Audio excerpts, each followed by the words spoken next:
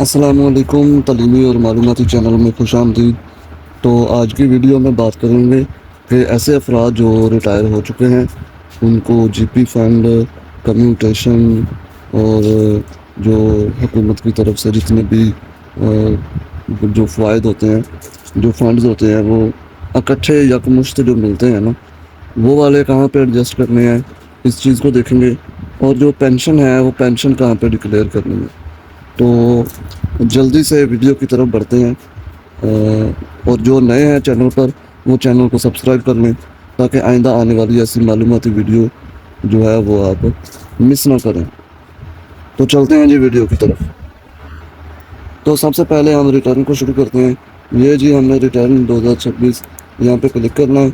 यहाँ पे 2026 लिखा हुआ होगा, यहाँ पे क्लिक कर देना है और कंटिन्यू पर क्लिक कर देना है। इसके बाद आपके पास ये कुछ टैब्स इस तरह से खुलेंगे।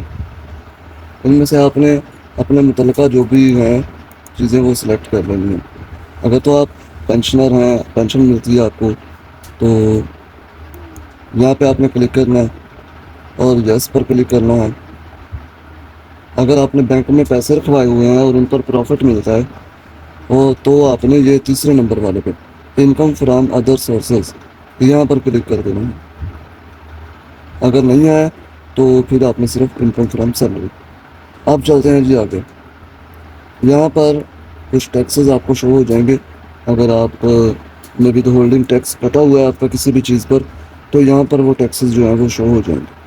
तो इनकी आपने फ़ोटो बना लेनी है या यहाँ से एक्सेल शीट डाउनलोड कर लेनी है। तो ये बाद में जब आप रिटर्न कर रहे होंगे तो यहाँ पर वहाँ पर आपने दर्ज करके ये जो टैक्स कटा हुआ है ये फिर आपको जो होता है वो रिफ़ंड हो जाता है, रिफंडेबल में आ जाएगा। तो हमारा ये मकसद नहीं है। आपको ये बताना है कि कम्यूटेशन और जीपी फंड और बाकी जो वाजिबात यकमुश्त अदा किए जाते हैं, ग्रेजुटी वगैरह, वो कहाँ पे लिखते हैं। तो चलते हैं हम अपने रिटर्न की तरफ। सिंपली हमने स्टार्ट फाइलिंग रिटर्न कर दिया और सबसे पहले आपने जहाँ पे लिख देनी है पेंशन, पहले ही पेज पर सैलरी वाले पे ये देखें, यहाँ पे हमने पेंशन लिखनी है। ये देखें जी, पेंशन एन्यूटी 1 2 3 चौथे नंबर पर लिखा हुआ है। तो आपकी कितनी पेंशन है सालाना। अगर आपकी पेंशन है जी 65,000 रुपये एक महीने की, तो उसको आपने 12 से ज़रब दे देंगे, तकरीबन ये बन गया 7,80,000। इसको हमने वहाँ पे दर्ज कर लेना। पेंशन एन्यूटी यहाँ पे हमने दर्ज कर दी। ऊपर जाके हमें कैलकुलेट पर क्लिक कर देना।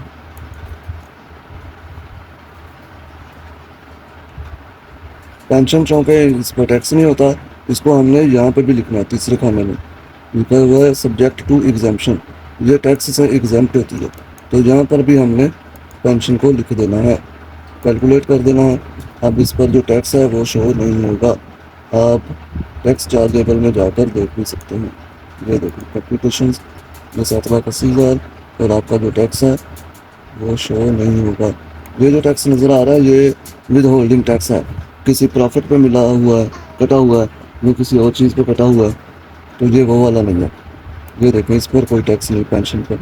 अब हम चलते हैं कि हमने अपना जो जीपी फंड है, जो कम्युनिटी है, जो ग्रेजुटी है, या कोई भी फंड मिला हुआ है रिटायरमेंट पर, तो उसको कहाँ पे दर्ज करना है। यहाँ पे ऐसा कोई जो है ऑप्शन आपको नज़र नहीं आ रहा होगा जहाँ पे आपने इसको लिखना है। तो हम चलते हैं वेल्थ स्टेटमेंट में। वेल्थ स्टेटमेंट में रिकॉन्सिलेशन पर, रिकॉन्सिलेशन में जाकर आखिर में चले जाएंगे।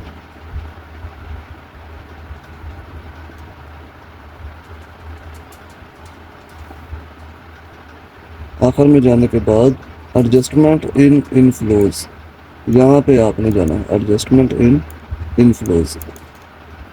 ये प्लस के आइकन पर क्लिक करना है। यहाँ पर आपने अपना सारा कुछ वो लिख देना है कि आपको वो क्या मिला हुआ है। मिसाल के तौर पर आपको मिला हुआ है जनाब जीपी फंड,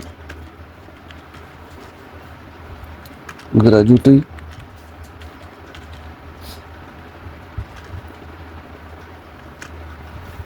या कुछ भी गवर्नमेंट की तरफ से कोई भी फंड हो जो आपको यकमुश्त मिला है रिटायरमेंट पर, उसका आपने यहाँ पे लिखने के बाद ब्रैकेट में लिख देना है, ब्रैकेट में लिख देना है आपने रिसीव्ड ऑन रिटायरमेंट। तो वो जितना भी यहाँ ऐड पर क्लिक कर देना है। यहाँ पे आपने अब अमाउंट लिख देनी है, जितने भी फंड्स आपको मिले हैं तो उनको कलेक्टिवली यहाँ पे लिख देना है। मिसाल के तौर पर आपको 85,90,000 ये फंड्स मिले हैं। यहाँ पे लिखने के बाद आपने कैलकुलेट कर देना है।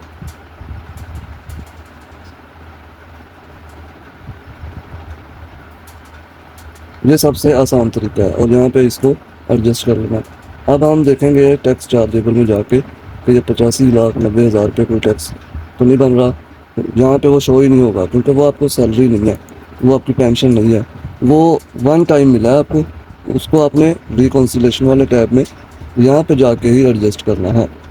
इसके अलावा जो किसी सरकारी मुलाजिम की वफ़ात की सूरत में उसके घर वालों को जो गवर्नमेंट की तरफ से फंड मिलता है एक ही मरतबा, उसको भी आपने यहाँ पे लिखना है एडजस्टमेंट इन इनफ्लोज। यहाँ पे जाके उसको एडजस्ट कर देना, उसका स्टेटस लिख देना कि ये कौन सा फंड है। अब ये जो 85,90,000 लिख दिया इसको हमने एसेट्स में डिक्लेयर करना, क्योंकि ये देखें नीचे 1 करोड़ से ज़्यादा बन गया अनरिकनसाइल्ड अमाउंट। अब इसको हमने पर्सनल एसेट्स में भी डिक्लेयर करना है। ये देखें, या तो आपने 85,90,000 से कोई प्रॉपर्टी खरीदी होगी तो वो प्रॉपर्टी की डिटेल आप यहाँ पे दर्ज कर सकते हैं, इमूवेबल प्रॉपर्टी, और यहाँ पे प्लस के आइकन पर क्लिक करेंगे उसकी सारी डिटेल यहाँ पे लिखेंगे कि प्लाट है या क्या चीज़ है। वो सारी चीज़ें यहाँ पे लिखने के बाद सेव कर देंगे। सेव करने के बाद वो आपके यहाँ पे शो हो जाएगा। अगर प्रॉपर्टी नहीं खरीदी, वो आपके अभी बैंक में आया हुआ है, तो आपने अपने बैंक की डिटेल यहाँ पे लिख देनी है। ये देखें, मूवेबल एसेट्स नॉन बिजनेस। अगर आपने कोई गाड़ी वगैरह खरीदी है, गोल्ड खरीदा है या कोई भी ऐसी चीज़ खरीदी है, जानवर खरीदे हैं, कोई मशीनरी खरीदी है, तो वो आपने एसेट्स पे जाके यहाँ पे आपने इक्विपमेंट यानी सामान कोई खरीदा है, जानवर, गाड़ी, मोटरसाइकिल, गोल्ड वगैरह, कोई भी घर की कोई चीज़, पर्सनल आइटम खरीदी है, तो वो यहाँ पे आपने एंटर करने के बाद ये देखें गोल्ड खरीदा है तो यहाँ पे ऐड करेंगे। यहाँ पे गोल्ड वाला ऑप्शन शो हो जाएगा, गोल्ड वाला नहीं, प्रीशियस पोसेशन वाला। यहाँ पे आपने उसको एंटर कर देना जी। तो अगर आपको वो पैसे जो हैं वो आपके बैंक अकाउंट में पड़े हुए हैं और डेफिनेटली वो आपको ज़ाहिर करना पड़ेगा कि वो जो रिटायरमेंट पे आपको पैसे मिले थे वो आपने कहाँ पे एडजस्ट किए हैं। तो ये लिखा हुआ है फाइनेंशियल एसेट्स नॉन बिजनेस। उनसे आपने बिजनेस कोई नहीं किया, लेकिन जो पैसे हैं वो आपके कहीं पे पड़े हुए हैं, तो यहाँ पे आपने क्लिक करना है फाइनेंशियल एसेट्स में, एसेट्स पे यहाँ पे जहाँ पे ये रेड एरो नज़र आ रहा है यहाँ पे क्लिक करेंगे। और ये देखें मुख्तलिफ चीज़ें हैं। अगर तो आपने बॉन्ड्स खरीदे हैं, प्राइस बॉन्ड्स, तो यहाँ पे अगर कोई उधार वगैरह लिए हुए हैं तो यहाँ पे कैश इन हैंड है, यानी कह लें कि घर में रखे हुए हैं, जेब में हैं, तो यहाँ पे किसी के नाम पर रखे हुए हैं, यानी कि बेगम के नाम पे, बच्चों के नाम पे या किसी और के नाम पर, तो यहाँ पे अगर आपके अपने बैंक अकाउंट में है तो यहाँ पे ये देखें बैंक अकाउंट पर क्लिक करेंगे, ऐड कर देंगे। अब ये जो बैंक अकाउंट हमने ऐड किया है ये नज़र आ रहा है बैंक अकाउंट्स, ये वाला यहाँ पे प्लस के आइकन पर क्लिक करेंगे। यहाँ पे आपने अपना IBAN नंबर लिख देना है। ये देखें ऊपर 2 ऑप्शंस और भी हैं। अगर आपका अपनी बेगम के साथ या किसी के साथ जॉइंट अकाउंट है तो वो यहाँ पे क्लिक करेंगे। अगर नहीं है, बाहर वाली करेंसी है, तो यहाँ पे क्लिक कर देना। आपने यहाँ पे अपना IBAN जिसमें पैसे ट्रांसफ़र हुए गवर्नमेंट की तरफ से जिस बैंक अकाउंट में, उसका बैंक अकाउंट का IBAN नंबर आप यहाँ पे दर्ज करेंगे। अब जो भी नंबर आप यहाँ पे दर्ज करेंगे, जब उसको यहाँ पे सर्च पर क्लिक करेंगे, ये रेड एरो नज़र आ रहा है, यहाँ पर सर्च पर क्लिक करेंगे तो आपका जो नाम है वो खुद ब खुद यहाँ पे आ जाएगा और बैंक का नाम जो है वो भी यहाँ पर खुद ब खुद आ जाएगा। आपने जस्ट IBAN नंबर लिखना है अपना और यहाँ पर सर्च करना है क्लिक करना है। आपका नाम और बैंक का नाम, ये दोनों चीज़ें यहाँ पर शो हो जाएंगी। आपका कह लें या आपके किसी का भी कह लें, जिसके भी अकाउंट में वो पड़े हुए हैं, तो उसका नाम और उसका बैंक का नाम जो है वो दोनों चीज़ें यहाँ पे शो हो जाएंगी। तो यहाँ ऐड पर क्लिक कर देना। मैं यहाँ पे किसी का लिख के देखता हूँ, आपको सैंपल के लिए दिखा देता हूँ, ब्लर कर दूंगा।